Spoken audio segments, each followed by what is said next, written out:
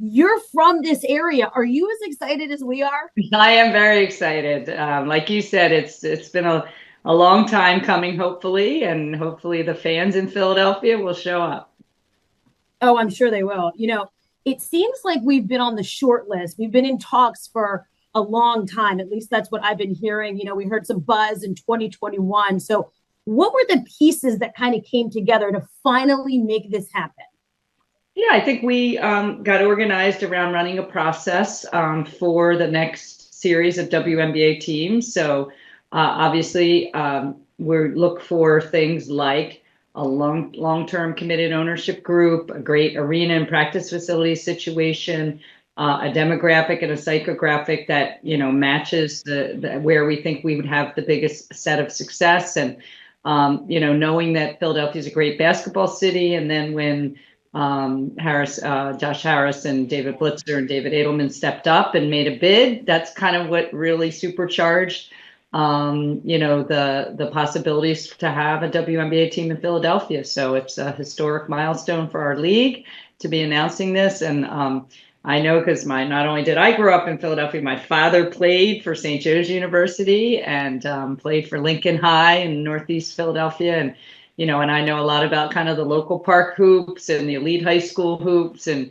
packed college arenas. And, I know that with the Palestra, the city lives and breathes basketball. So, yes. So that's why it's so exciting to me.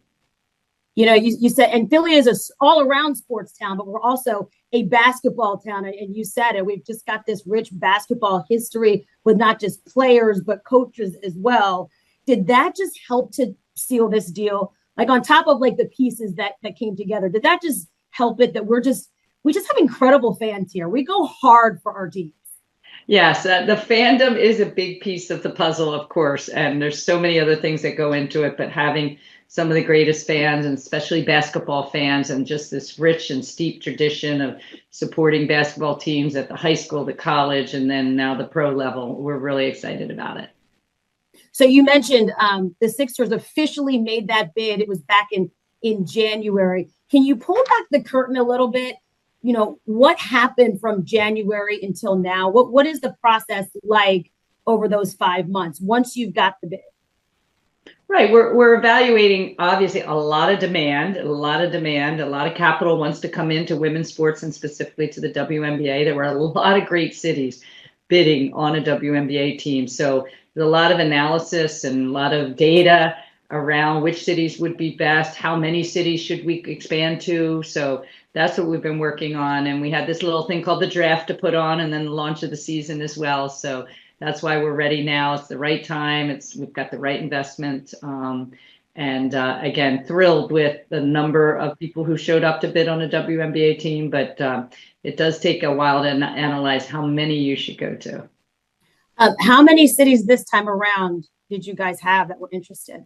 Yeah, over 10 that had real legitimate viable bids. We probably had 30 to 40 people cities interested, but when it got down to the whole bidding process, a little more than 10 and in 13 different cities and around the country. So it was a great process. And now we'll move forward with this announcement, and I'm really excited. This is a historic time for the WNBA with growth in every single metric you can look at, and viewership and merch sales and social engagement and attendance and seats. And that's why we think now is the time is right to make this announcement. Are we one? Am I correct? Are we one of 3 that's being announced on Monday? Yes, one of 3. So we're announcing Cleveland as team 16 in 2028, Detroit as team 17 in 2029, and Philadelphia as team 18 in 2030. So by the end of the decade, we'll be at 18 teams, with Philly anchoring that in 2030. And at that point, do you say, okay, we're talking a little about that process. All right, we're going to hold at 18 for a while, or because of the popularity of the sport, is it like, no, let's just keep going? Right. We'll continue to evaluate, Erin, the balance between the number of teams, the number of roster spots, the talent that doesn't make a roster, for instance, the talent coming in, not just from the NCAA ranks, which we know has been incredible, and we can see kind of 3-4 years in advance, and it's going to continue to be incredible, but also we're increasing the international players joining the WNBA as well, with our highest ever percentage of players this year being born outside the United States. So we're evaluating all of that. And then, what cities would be great places to put a team. So, but yes, through the end of the decade, we're happy with 18. So curious, we've heard from big names like Wanda Sykes and Dawn Staley with Philly roots, pushing for bringing the WNBA here. But anecdotally, have you been hearing from fans? Do you ever get letters from people like, it's time to bring to Philly, or do they stop you on the street like, when's Philly going to get a team? Everywhere I go, because I think people know that because I'm from Philadelphia. And, my biggest constituent, of course, I'm one of 8 kids. I have 5 brothers and my mom. And every time I go to a family function, which I just went to a college graduation, high school graduation, my nephew and niece, they're asking me when we bringing a team to Philly. So, but no, it's obviously a high demand area. And I think, again, the love for basketball really comes through in the city of brotherly love. All right, so those big family dinners are going to be a little easier for you now. We've got a deal. Can't wait for the next family function. I'm sure my phone will blow up, once we announce this. So, the WNBA, the popularity has just exploded over the last couple of years. You've got, Caitlin and Angel and Asia, like first name. You don't even need the last name anymore. Like, that's how popular everybody knows them and others. What do you think this means for women's sports in general, and for the little girls here in Philadelphia, that have wanted to go to a WNBA game, and now it's like, wait, I can do this in my city? Yeah, we're seeing it in the expansion teams we've already announced in the Bay Area with the Golden State Valkyries, in Toronto with the Toronto Tempo, and in Portland. This is giving young girls something to see and aspire to, and to pick up a ball, and the role models that these players represent. So kind of the societal uplift, and also the economic impact that we can have, especially in the summer when arenas have concerts, but they don't have a lot of professional sports in the indoor arenas. In the summer, we'll bring a big economic impact also into these cities. And then the community impact, the ability to have grassroots programs.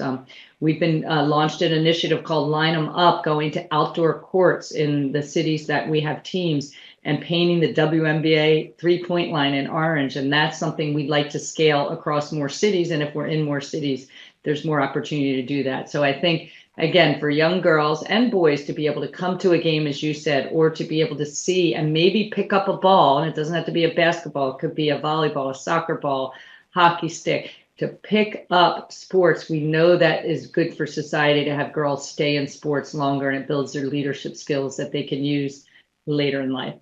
100%. I know we're still a ways out, but, and this is not a fair question for you, I'm just going to preface it with that, but I know everybody's going to want to know, what is the name going to be?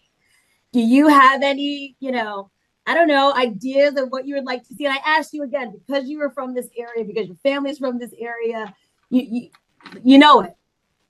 Yeah, no, I don't think that's been. They'll probably want, the ownership group will want fan engagement on that. They'll do surveying, things like that. So I don't think they have a name yet. And, that's one of the reasons we like to announce these in advance too. It gives them an opportunity to build that brand identity along with the fans. So I'm sure the ownership group will have more to say about that as we get into this announcement. But yeah, no name yet. I think that's good. Cathy, I just thank you for your time, and from on behalf of all of the people in Philadelphia, thank you for making this happen with all of the players involved. We're really excited. Yes, we're really excited. And this is a historic moment for the league.